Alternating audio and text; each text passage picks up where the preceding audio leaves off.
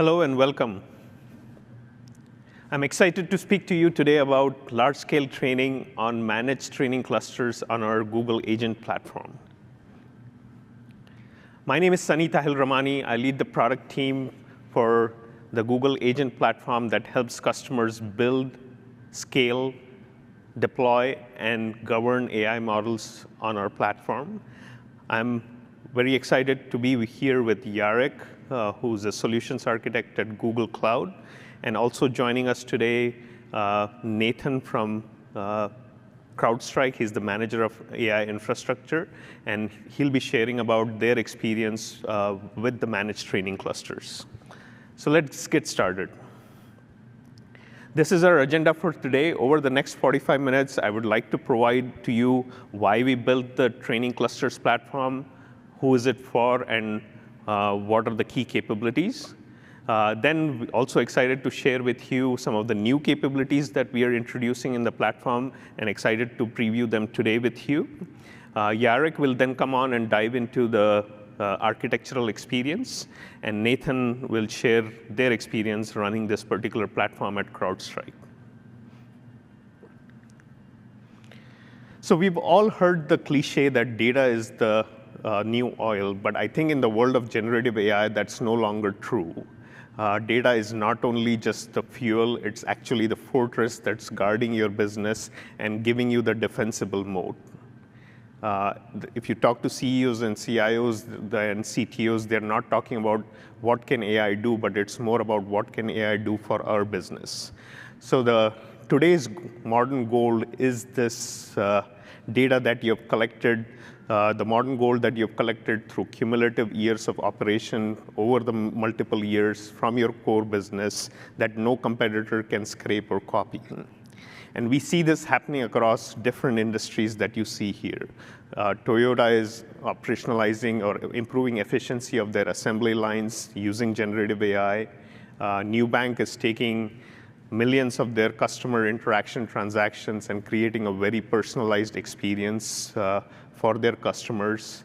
CrowdStrike is building AI agents with proprietary security data to get ahead of threats. So when you combine these powerful models along with your own data and your own unique business history, that's where you create a competitive advantage. And organizations are realizing that AI cannot just be smart, it has to be theirs for it to be successful. So first is domain adaptation. We'll talk about what are the reasons customers are customizing these generative AI models. First is domain adaptation. So this helps the models move from a generalist to a specialist. By infusing it with your unique data, you are moving past these generic responses to a very high precision outputs. This leads to creating differentiated models and products and services on top of these models that speak your company DNA. And then third is control and optimization. A lot of customers we talk to, they need the control, they need the right total cost of ownership, and the right latency for their particular use cases. So you need models that are purpose-built for the specific task, and rather than a one-size-fits-all. Finally, we have AI sovereignty. Your AI strategy is also your business strategy, and several customers want the control where you have access to the model weights and the entire stack. So you're moving from not just being an AI user, but also an AI owner. But getting there is a challenging journey. As soon as you move from experimentation stage to a large-scale, enterprise scale, you run into several challenges that are listed here, especially around large-scale training. First and foremost, you hit the infrastructure wall. Setting up these hundreds and thousands of accelerators for both compute, networking, storage is an orchestration challenge. And at that scale, hardware failure is not just a probability, it's almost a certainty. So you need resilient systems, otherwise you're spending a lot of this budget on very expensive tasks. Second is the cost of this inefficiency. We have seen organizations spending almost as much as 30% tax on innovation because the training code wasn't optimized to the silicon. And in the world of large-scale AI, an unoptimized line of code is like running a massive line item on your cloud bill. We also see data science teams struggling with this complexity and trying to understand how to debug distributed system, memory management, and advanced optimization techniques. And this takes time away from focusing on the science and building the institutional intelligence. Lastly, we see integration trap. These data scientists are having to deal with a lot of these tools that have disparate and trying to stitch together a platform. Everything we discussed, the infrastructure challenges, the data science challenges, culminate into this particular graph that you see here. The green dotted line represents the ideal progress that you want to actually see. But the red line is representing what most DIY enterprises are seeing today. And if you look at the slope, it's shallower than the ideal because of all the efficiency tax that we have talked about earlier. Your models are not just slower, they are much more expensive to train. And the most painful part of these is these jagged drops that you're seeing, and Jarek will cover that in more details, where hardware failure is not just a pause, it's actually a regression. You lose hours, or in some cases days, where your progress has to be resumed from a checkpoint. You're quite literally paying to do the same work twice. And by the time you hit convergence, the gap that you're seeing between the green and the red lines is a significant gap, and this drains your time to market as well as your capital. The goal of our platform is to bridge this gap, and we want to make this jagged red line out of your business and take you back to the green path. Look at these numbers. These are publicly published numbers from Meta during their Llama 3 pre-training. Over 54 days, they had about 466 job interruptions. That's an average of 9 failures per day. And in this large-scale training systems, you don't win by predicting or preventing every failure. You win by making a system that makes these problems invisible. And we'll talk a lot about how resiliency can help overcome these challenges that I talk about. Because these training runs are so expensive, even 1% improvements in good put can lead to millions of dollars. So this is the why of why we built the agent training platform clusters. It's a turnkey environment designed to help you with large-scale training. It starts with an automated setup. We'll talk more about in technical details about how that's done. But you can simply move from a capacity reservation to a running cluster in just a few minutes. But speed is nothing without direction. That's why we provide these pre-configured recipes, whether you're working with Llama models, Gemma models, or Qwen models, or any open source models, that our data scientists have done the heavy lifting, optimizing the codes so that you don't have to and get the state-of-the-art performance. Remember those 466 failures that I talked about earlier? These are addressed through the hardware resiliency system that we have built. If it detects a heartbeat skip or a memory leak, it triages those issues on your behalf. And in some cases, working with customers, we have been able to resolve about, on an average, 250 issues in just over 2 weeks. All of this also saves you not waking up at 3 a.m. in the morning due to an interruption. Finally, we integrate with the ML Ops suite of the platform. So you're essentially also not just training, but it accelerates your time from training to registry of the model and then to inference. So we built the entire plumbing, the orchestration for you to be able to go not all the way from training to full-scale model production within the platform. Going into slightly more details, you can clearly provision a scalable cluster using a REST API or the UI. And some of those screenshots kind of show that. And then we support the latest accelerators in terms of GPUs, H200s, B200s, and GB200s, and we are continuously working with NVIDIA on newer accelerators as well. And you can combine existing reservations along with DWS modes to get the capacity needed for your training runs.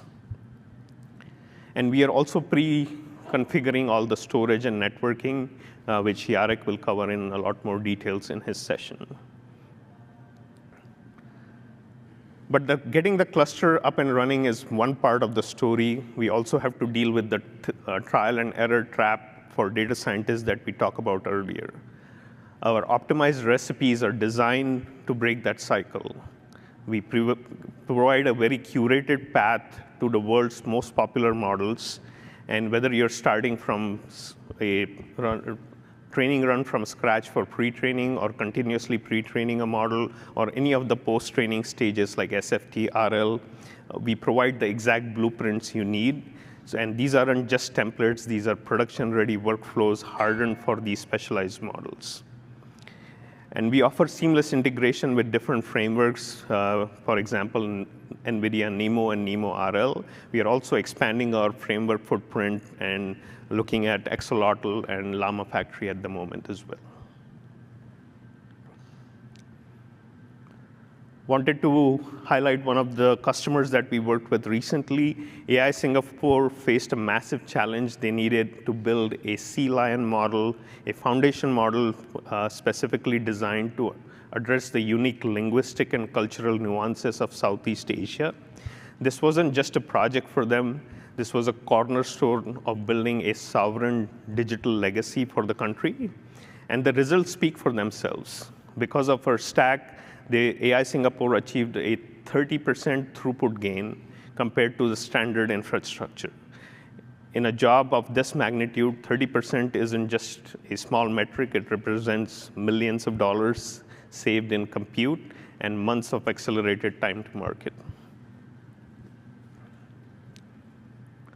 I'll switch gears, and I'm extremely excited about some of the new announcements that we are making here at Cloud Next, expanding the boundaries of the training cluster ecosystem.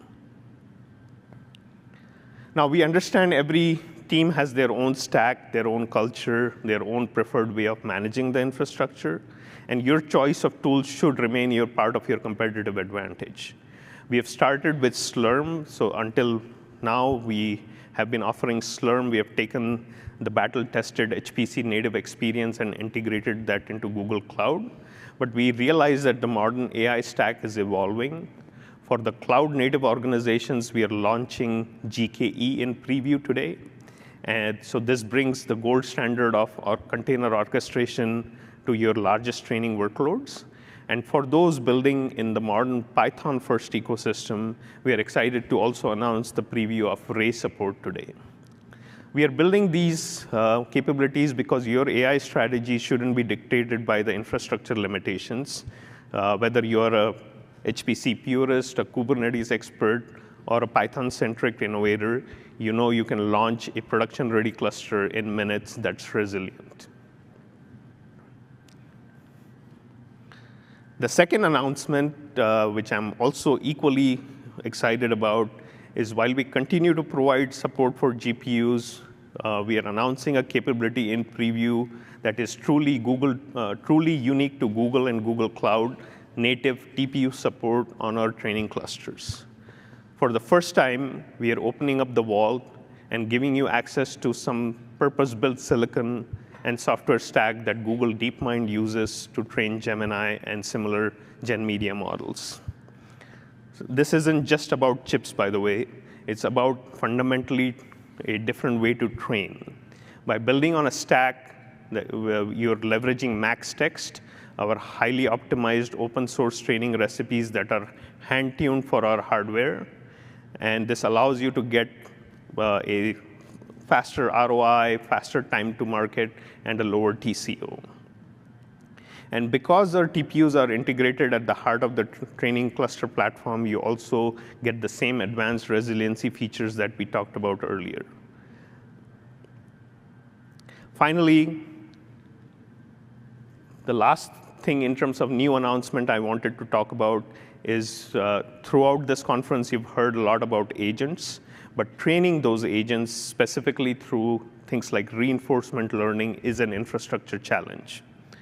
Let's look at a hypothetical. Let's say you're building a code search agent.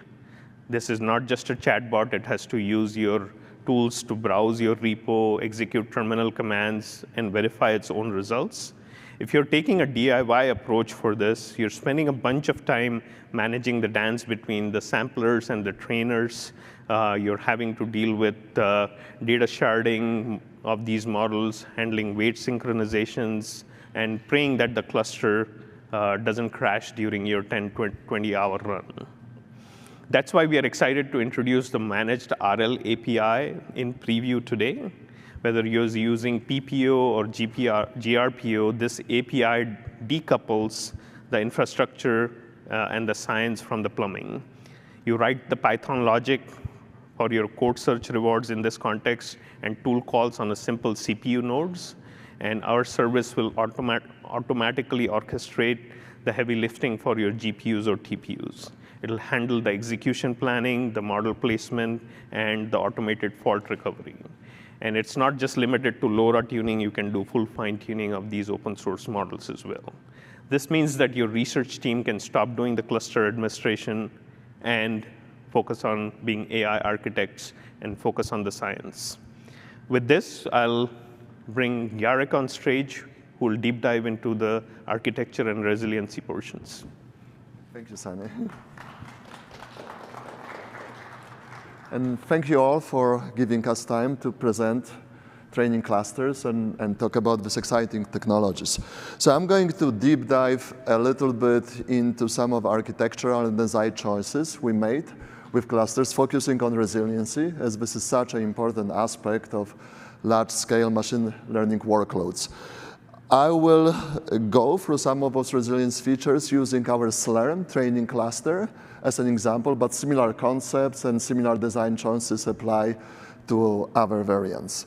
And I'm going to frame my discussion using this diagram and frame it in the context of a concept called ML productivity goodput. Yes, so this is a great concept, is to discuss resiliency, features, and other optimizations. So what is ML productivity goodput? Yeah, it's simply the way of measuring of ratio of time your infrastructure is doing useful work versus total amount of time allocated to this infrastructure. In context of machine learning, specifically Gen AI models, productive time is when your accelerators are computing gradients, doing forward and backward pass, and update the weights. Yeah, this is productive time. Everything else is all the other activities which don't progress your computation, but are necessary to manage that. So we want to optimize it as much as possible. Usually you define a goodput in the context of a single job, but it also makes sense to look at the goodput in a broader sense of the total time your resources were allocated.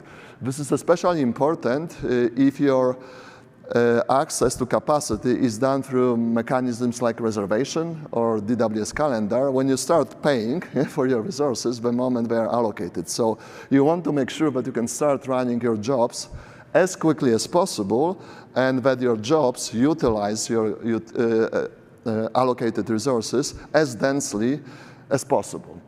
So let's deep dive a little down into the components of a goodput. So first of all, after you get your allocations, you have to provision your cluster. You have to install orchestration software framework, configure networks, observability, all this additional ecosystem of tooling which is required to be able to run and monitor the jobs. This takes time.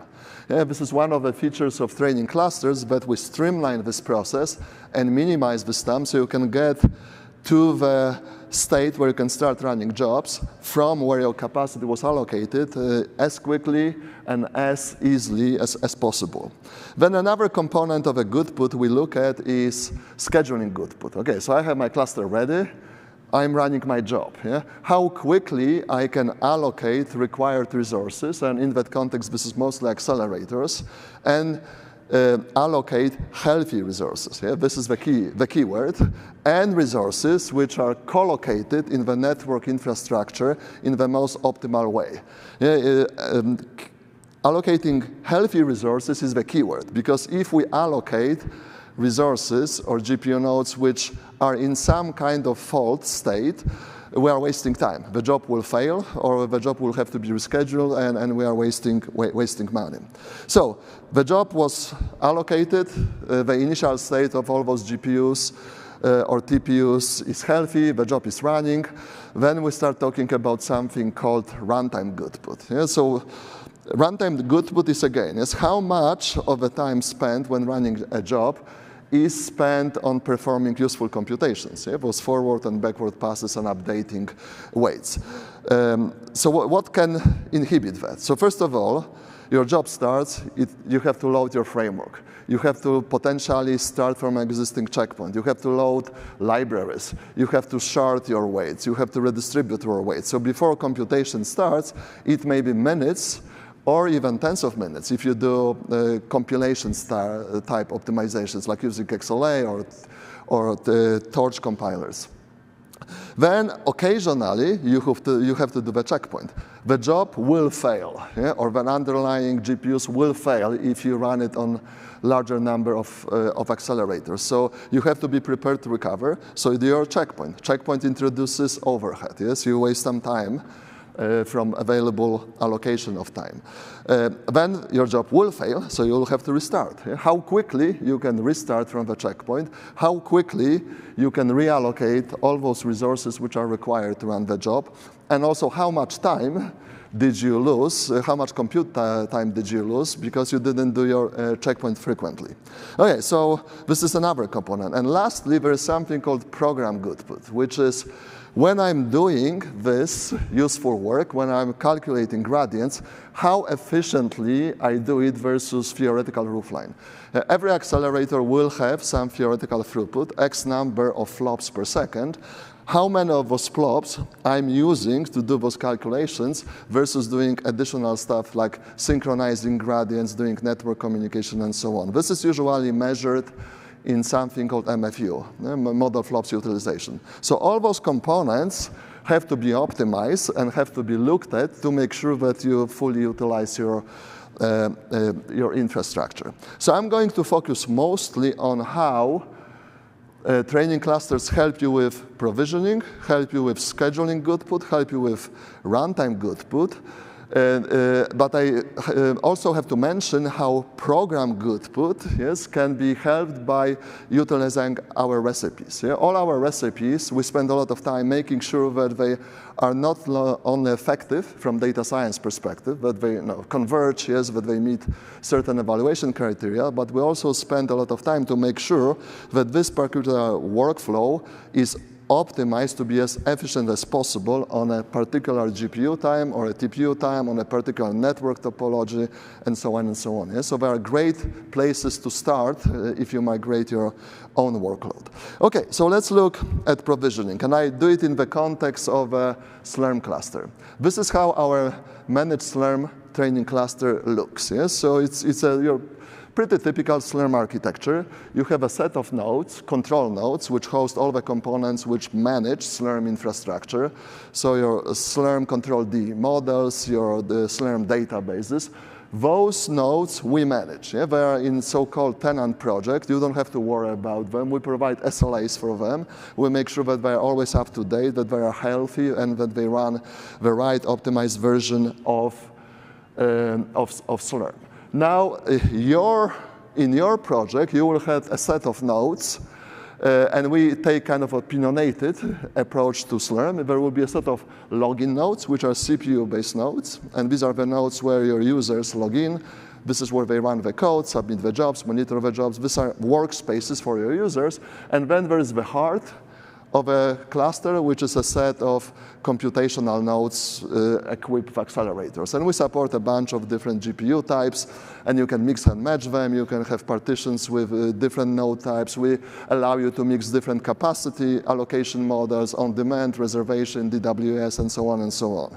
Now, what you don't see on this picture, you don't see a pretty sophisticated network which is required to interconnect accelerators. You don't see those RDMA links. You don't see the layers of switches. You don't see your rail-aligned network topology, fat-free network, all this complex stuff, yes, which takes time to configure properly, optimize, and provision. So one of the biggest benefits of using solution like our training clusters, you get all of that by calling a single API. You provide relatively single configuration of what you want, what kind of compute nodes, what kind of GPUs, where it is located, what kind of storage mechanisms you want to mount on those nodes. And as you see, we support the usual suspect, NFS, parallel file systems, and object storage. All of that is done automatically, guaranteed to work, guaranteed to be optimized for performance, connected to monitoring and auditing infrastructure. So you get a working cluster in a matter of minutes. Yeah, when we build those clusters, it usually takes between 10 to 20 minutes, depending on the capacity, to get a working infrastructure ready to run jobs. And if you want to reconfigure it, because your reservation expires, so you have to add a new one, you call an update API, and you go through this workflow quite simply. So you are saving a lot of money. Imagine that your allocation is $1 million, and you spend 5% of time to set up the cluster. If you were to do it manually, you lost 50,000. Yeah, and if it takes you 1% on the small percentage of a percent, suddenly you are saving real money. Okay, so this was the provisioning side. Now, let's talk about how we optimize scheduling goodput and how we optimize runtime goodput. It's all about making sure that you understand the state of your infrastructure, that you understand the state of your nodes, of your GPUs. Are they healthy? If they are not healthy, what kind of issue they may be facing and how to mitigate those. Yes? So you have to have a constant up-to-date view of your capacity. And as you can see, there is many different ways we do it. You could ask the question, why? Yeah? Why do we have pre-job checks? Why do we have automatic health checks? Why do we have manual health checks?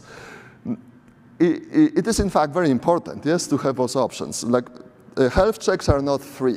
Health checks take time and resources. So they, in fact, contribute to the bedput if you run them inefficiently. So it's a little bit of an optimization task. It's how much of time I want to allocate to all of this health checking infrastructure versus benefit I get from that. That's why we have different tiers of supporting tooling. Yes, we start with automated continuous health checks, which are relatively non-invasive and relatively light and relatively fast. Yes, we run them every 5 minutes by default, and they usually complete, or they should complete, in less than 60 seconds. And they will detect all the major issues you may have in your GPU. So you are constantly monitoring everything, and you are monitoring the nodes which are idle, and you are monitoring the nodes which are running the workload. So what are we looking for? Yes, we look for things like major XID errors. Yeah, if you work with GPUs, you know what XID error is. Yeah, this is the bad stuff, yes, which may be happening on GPUs. Some of those errors are fatal. There's no point, yes, of trying to do anything with these nodes. You have to immediately drain it, and you have to notify our backend, trigger our backend processes to repair the node. Just like XID 149.2, yes, which is a pretty well-known issue in the industry with NVIDIA B200 machines and NVLink switch. Yes, this has been experienced by every vendor in the space. Some of those issues may be very easy to fix by restarting the virtual machine, like a GPU reset. Yes, is commonly mitigated by that. Yes, so we do this monitoring. If the node is suspected to have an issue, we will perform a proper mitigation action, which will be even drain the node. If the node is running the job, drain the node, but let the job to complete, and then take the mitigation action. And the mitigation action may be to restart the node or to notify the operators of the cluster that this is something major and it requires calling something called repair or replace API, which means that underneath, we will move the machine, virtual machine, to another host, another physical host. Yes? So we're basically changing the hardware underneath. Now, again, those are checks which are running continuously. They are relatively non-invasive. They are quick. They don't affect your performance at all, but they don't detect everything. Yes? So the next set of checks are prologue and epilogue checks, and they are a little bit more aggressive. They take a little bit more time, yes, but they are performed only on nodes which are allocated to this specific job. And as a result, yes, we can afford to spend a little bit more time. If we detect the issue before the job starts, we will again perform mitigation on the node. The job will be requeued, reallocated new nodes, and hopefully continue without an issue. And finally, occasionally, you want to do very thorough checks on your capacity. Yeah, you may have a maintenance windows. It may be at night. It may be during holidays. Those you want to schedule manually because you know when the clusters will not be busy. This is when you run major checks, DCGMI level 3 or 4 checks. Yes, this is where you may take high percentage of your capacity and take it offline almost like to perform the checks. Yes? So you have this variety of ways of preventing bad things happen and mitigating them as soon as possible, making sure that your jobs run with a full utilization. And I'm going to invite Nathan now, and he will talk a little bit about how this works in practice. Cool. Thank you. Cool. Hey everyone, my name's Nathan, and I am the AI Infrastructure Manager at CrowdStrike.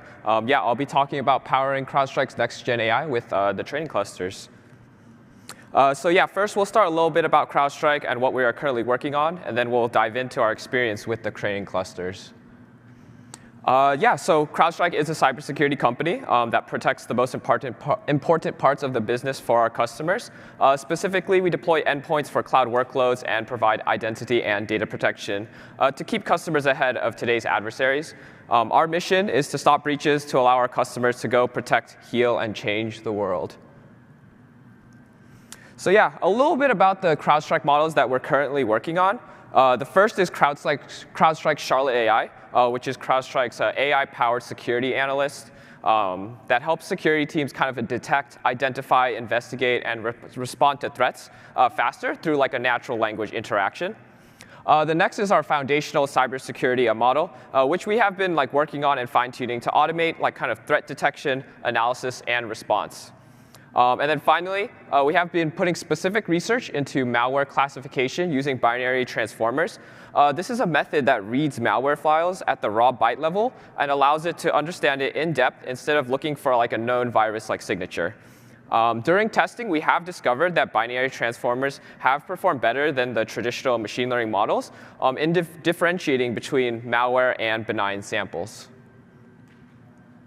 Yeah, so now on to our like kind of cluster management timeline. Initially, we were self-managing our cluster using a couple of like YAML file blueprints and Terraform.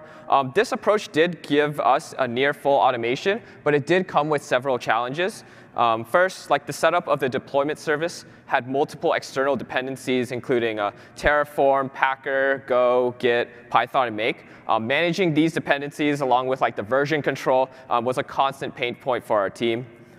Secondly, the blueprint YAML file configuration was overly complex. There were over like 100 lines of configurations needed to be explicitly defined, something like the RDMAs and all the underlying network connections. This created like a lot of unnecessary confusion for my team to identify what was actually like required, and even more difficult when like a small change was needed to the cluster. And then finally, applying the Terraform configurations was often nerve-wracking. The output was often difficult to interpret due to like a multitude of underlying services required to deploy the cluster. So every update kind of had to be scrutinized extremely carefully to ensure that nothing was really going wrong. Yeah, so then after that, we were introduced to the Agent Platform training cluster like about a year ago. And honestly, the experience has been really good. We immediately saw multiple benefits. The first benefit was like a single, simple YAML file where we just kind of needed to define the network name, node type, and cluster size. This meant that like all the extra underlying network settings was not really needed. It was all managed. And despite being simple, we were still able to define very powerful Slurm features like the startup scripts, priority scheduling, and partitions. We are able to also have easy updates and redeployments. Initially, our redeployment time was like 2 to 3 hours just because of all the different changes that we had. But now it's down to less than 10 minutes. This was mostly due to like a clear and pinpointed error message if it were to pop up during the redeployment process if something went wrong. This has saved countless hours for my team to try to solve these broad error logs from the original self-managed cluster. So with the training clusters, we took advantage of Slurm, which is like an open source job queuing and scheduling management tool.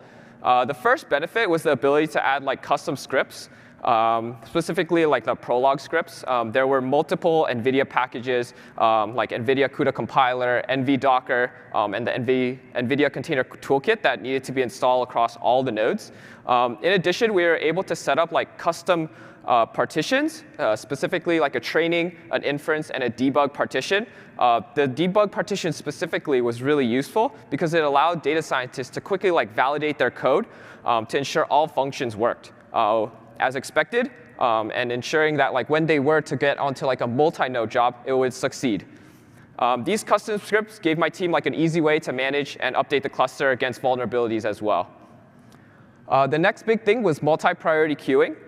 We were able to kind of define 3 main queues. The first one is like a high, and then a medium, and a low. If there's a critical job that needed to be run, it can the high priority can preempt the lower priority job, making the resources immediately available. This meant that like these high priority workloads that had like a strict timeline could be completed, and it also ensured that like the low priority jobs would be requeued, and like during times when the cluster was less active, like at nights or on weekends, then it would be able to run those low priority jobs. And then finally, we also implemented like a reservation system. These reservations are for like dedicated users and projects that need a consistent number of nodes to be completed by a quick deadline. Sometimes data scientists have like very large-scale projects that are ready to be run and fully tested, and they just needed a dedicated node reservation. Cool. And finally, I wanted to talk a little bit about like our experience with the resilience stories. This honestly offered us the biggest benefits, as there are tons of hardware issues that happen with the NVIDIA GPUs. The first one I wanted to highlight was a low-level resilience process that automatically detects and remediates hot GPUs if they persist for more than 2 hours. Which benefited data scientists because oftentimes when we looked through the Slurm logs, there was very unclear error messages if the training process failed due to like a hot GPU. So this saved us a lot of time. The next one is the custom node replacement, which is kind of like a reliable fallback method for reporting persistent node issues. A past issue that we had was of like a GPU like a kind of unseating, and then we were getting like a very unusual error message through the Slurm logs. Instead of my team diving into it to like exactly pinpoint the issue, we were able to submit a simple Google Cloud CLI command, and then we were up and running in under 15 minutes. So that was really helpful. And then finally, zombie process detection. Oftentimes, there were like zombie processes on the node that stem from like the resources not cleaning up properly, or like the job failed, and therefore it led to like some process still running.